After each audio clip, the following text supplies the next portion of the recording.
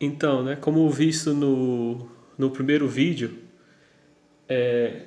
a regra de Shor é ideal, né, se, ou seja, ela é muito prática a partir do momento que a gente tenha o 1, né, um elemento igual a 1. Ou seja, o elemento A11 seja igual a 1. Nesse caso aqui a gente não tem. Então a gente vai ver, a partir desse vídeo, algumas situações em que não tem é, o elemento que está na primeira linha, né, primeira coluna, que não é 1. No caso aqui vai ser o 3. Como é que a gente poderia transformar ele em 1? Como é que a gente poderia fazer isso? Então eu vou demonstrar a partir desse vídeo, né, 3 situações. Então a primeira, né, a gente não tem, né, nesse primeiro elemento a gente tem nesse elemento aqui no caso, né, se a gente destacar, a gente tem um bem aqui, só que nosso objetivo é que ele fique bem aqui. O que a gente pode fazer, né? Existe uma das propriedades que é possível fazer o quê? A gente trocar a posição da linha pela posição das colunas. Então, isso daqui vai ser igual a menos, porque ao trocar a posição de duas linhas ou de duas colunas, por uma das propriedades, vai acontecer de inverter o sinal. Então, seja o determinante daquela matriz, ele, ao trocar as duas linhas, né, ou duas colunas, ele fica com o sinal oposto. Então, a gente vai fazer isso, né? Quais linhas, né? Podem ser essas duas aqui, né, já que tem o 1, né? Esse daqui. Então, eu vou trocar essa primeira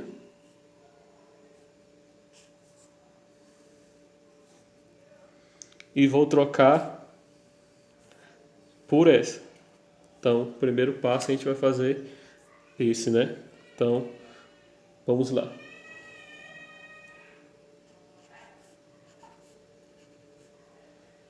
Então, essa terceira linha vem para a primeira e a primeira vai virar a terceira. A segunda continua do mesmo jeito.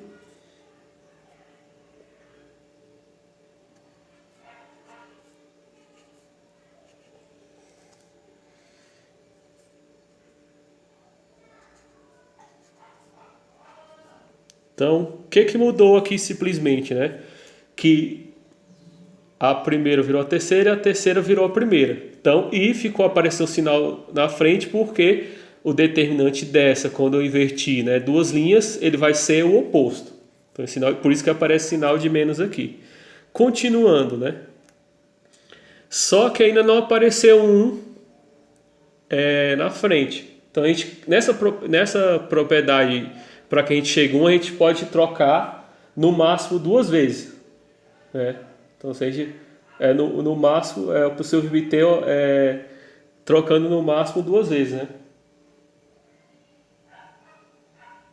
Então, a gente só pode usar duas vezes essa propriedade, que é trocar as linhas e colunas, né? As linhas, trocar duas colunas ou duas linhas, a gente pode usar no máximo duas vezes para poder chegar àquela espécie de matriz para que a gente possa usar a regra de Chiot.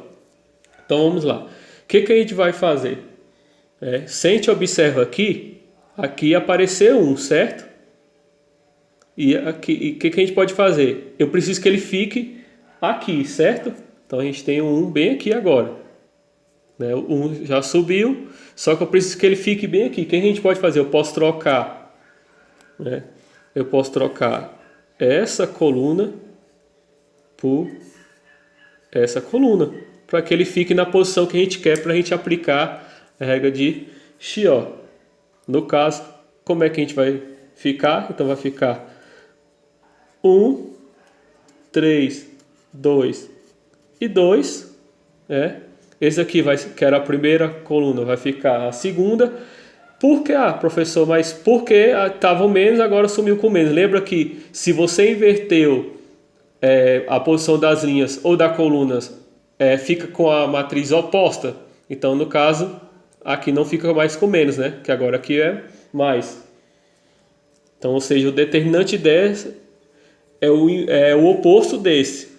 o determinante desse vai ser o oposto, né, daqui, sinal de menos, né?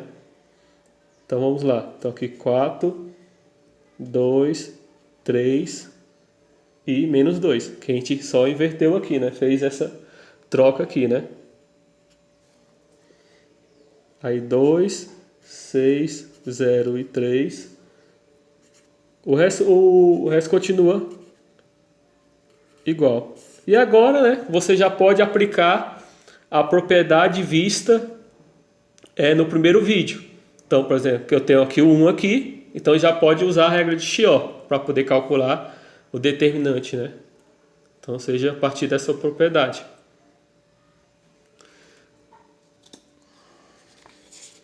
Vamos para outro exemplo, né?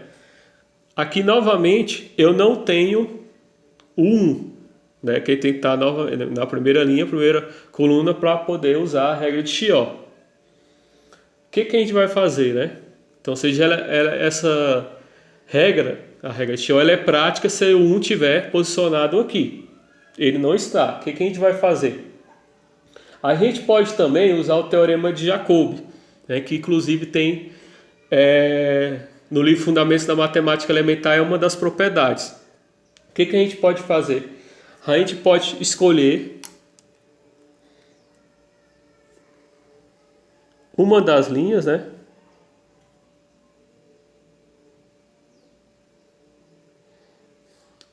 No caso, para poder somar com outra linha para que apareça o elemento 1. Então, a gente pode usar o teorema de Jacob, né, que é uma das propriedades que a gente já viu, para criar elementos na primeira, né, igual a 1 na matriz. Então, ou seja, nessa daqui não tem muitas maneiras de criar. O que a gente vai fazer, né? No caso, a gente pode somar com essa daqui. Só que não basta simplesmente somar. Se você somar aqui, não vai gerar 1, né? Porque 2 mais 3 vai dar 5. O que a gente vai fazer? A gente pode pegar essa e multiplicar ela por menos 1. Eu posso multiplicar toda essa linha por menos 1 e depois somar. Ela vai gerar essa daqui, ó. Se eu ao multiplicar, né, vai ficar menos 2, menos 3, menos 6, menos 9. Né, vai ficar o oposto. O que acontece? Só uma dica. Eu peguei a linha, eu multipliquei, só que a linha que eu multiplico e somo com a outra, ela não se altera. Quem altera é a que recebe a soma, ou seja, quem vai se alterar é a primeira linha. A que eu multiplico, ela não se altera. Ela altera só para poder somar com a primeira. Só que ao fazer toda a representação aqui, ela vai continuar com os mesmos elementos. Quem vai se alterar é a que receber a soma, porque eu quero somar a segunda linha com a primeira. Ou seja, vamos lá. Então, aqui ficou menos 2, com 3, né? Menos 2 mais 3 vai ficar 1. Menos 3 com 2, menos 1. Menos 6 mais 0, menos 6. Menos 9, né? Porque está multiplicando, por isso que está dando esses resultados. Menos 9 somado com menos 1, menos 10. Lembrando que a segunda que eu multipliquei, ele continua do mesmo jeito, com os mesmos elementos. E os demais eu vou repetir.